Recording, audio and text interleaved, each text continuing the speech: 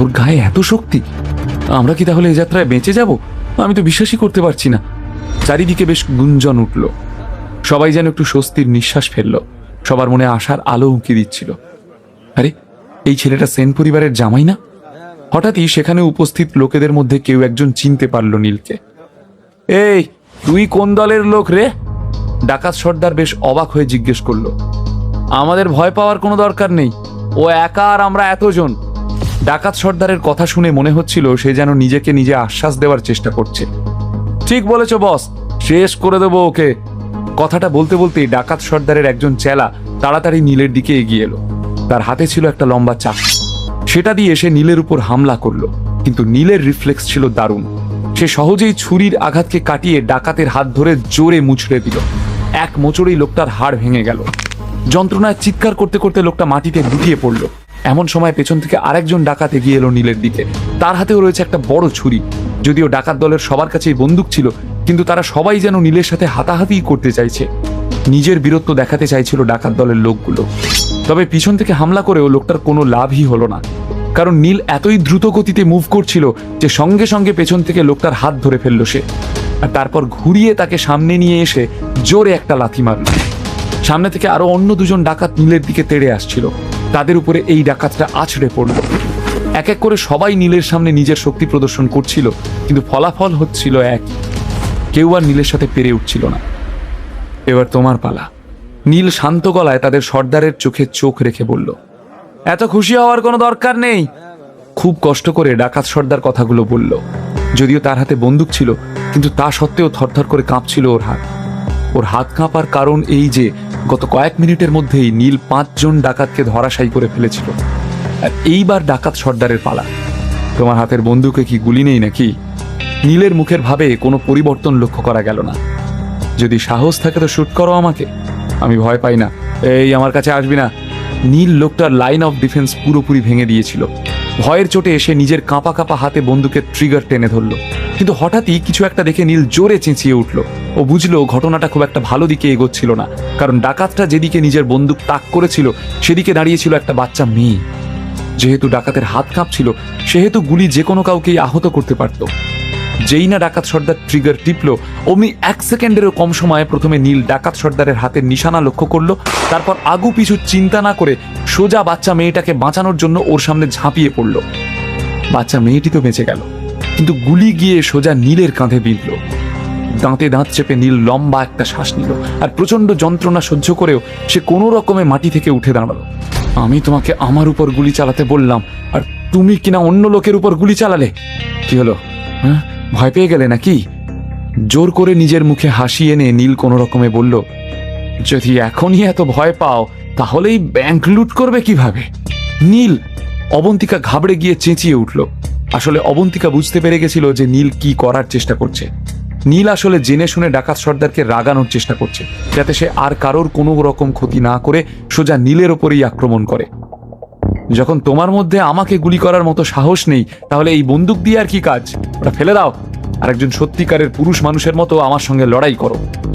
মুচকি হেসে নীল ডাকাত সর্দারকে চ্যালেঞ্জ জানালো। চুপ কর শয়তান! লোকটা নিজের বন্দুকটাকে হাতে শক্ত করে চেপে ধরল। অ্যাক্সিডেন্টালি তার হাত দিয়ে বন্দুকের ট্রিগারটা দেগে গেল। প্রচন্ড ভয় পেয়ে গেল নীল, কিন্তু ভাগ্য ভালো যে সেদিকে কেউ ছিল না।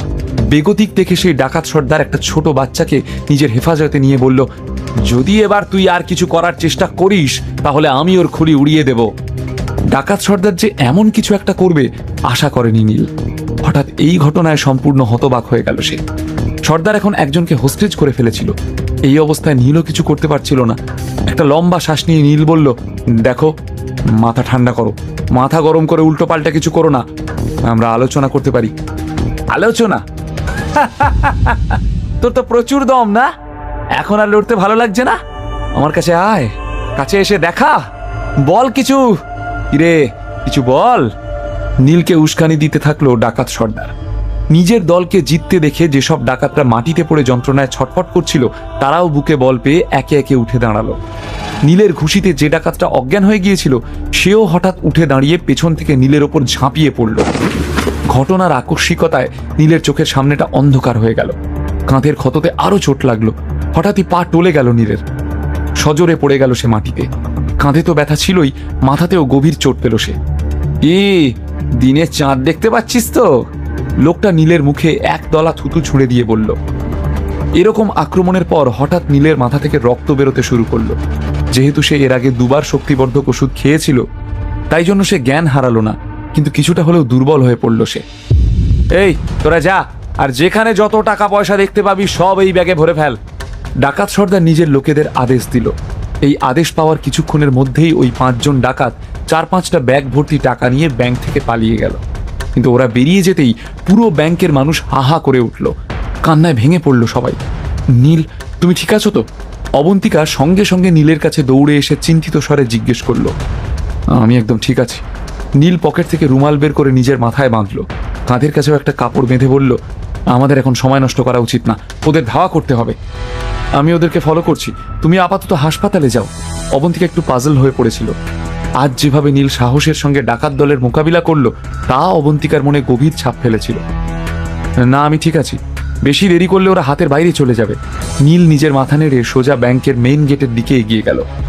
শয়তানের দল, টাকা চুরি করলি তো করলি, সঙ্গে আবার ওই হোস্টেজকেও নিয়ে গেলি। বাচ্চাটা খুবই ছোট, যদি ওকে আমরা বাঁচিয়ে ফেরতও নিয়ে আসি, তাও এই ঘটনার ট্রমা ওর মনে সারা জীবনের মতো থেকে যাবে। আসলে পালাতে গিয়েই সেই বাচ্চা মেয়েটিকে ডাকাতেরা নিজেদের হোস্টেজ বানিয়ে নিয়ে গিয়েছিল। নীল দেখতে পাচ্ছিল বাচ্চাটির বাড়ির লোক কিভাবে কেঁদে চলেছে, তাই যেন স্বস্তি পাচ্ছিল না নীল। আমার মনে হয় ওরা বুঝতে পেরেছিল যে পুলিশ ওদের ধাওয়া করবে, ওদের আটকানোর চেষ্টা করবে। হয়তো সেই কারণেই তারা বাচ্চাটাকে নিজেদের সঙ্গে নিয়ে গেছে। এত ঘটনার পরেও নীল শান্ত গলায় বলল, তাড়াতাড়ি কন্ট্রোল রুমে কল করো, আর নিজেদের সার্ভেইলেন্স ক্যামেরা দিয়ে ওদের লোকেশন ট্র্যাক করতে বলো। আমাদের ব্যাকআপ ফোর্সও চাই, ওদেরকেও খবর করো। নীলকে ভীষণ তৎপর দেখাচ্ছিল। আমি এক্ষুনি করছি। অবন্তিকা তাড়াতাড়ি নিজের ফোন বের করে একটা নাম্বার ডায়াল করলো। কন্ট্রোল রুম, আমি অফিসার অবন্তিকা বলছি।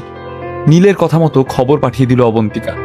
প্রায় 10 মিনিট পর একটা কালো গাড়ির ভেতরে বসে থাকা ডাকাত দলের একজন আনন্দে উত্তেজিত হয়ে বলল, বস, এবার তো আমরা বেশ বড় লোক হয়ে গেছি। বেটা কে জানতো যে এত বড় ব্যাংকের কাছে 5 কোটি টাকা থাকবে না। তুই খুশি হলেও আমি এতে খুশি না। আরেকজন ডাকাত বেশ বিরক্ত হয়ে বলল।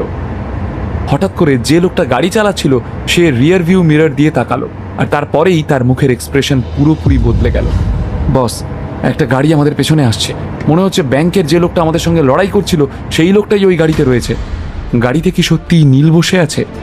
কি হবে এরপর? নীল আর অবন্তিকা কি ওই ছোট বাচ্চা মেয়েটাকে বাঁচাতে পারবে? পুলিশ কি ডাকাত দলকে ধরতে পারবে? কাঁধে গুলি খাবার পরও নীল একটা বাচ্চা মেয়ের জীবন বাঁচাতে এত বড় ঝুঁকি নিল জীবনের। এবার ডাকাত দলের মুখোমুখি হতে গিয়ে কি নীলের কোনো বিপদ হবে? দ্বিতীয় পার্ট দেখার জন্য আমাদের চ্যানেলটি সাবস্ক্রাইব করুন, লাইক করেন, অবশ্যই আমাদের চ্যানেলের সাথে থাকবেন।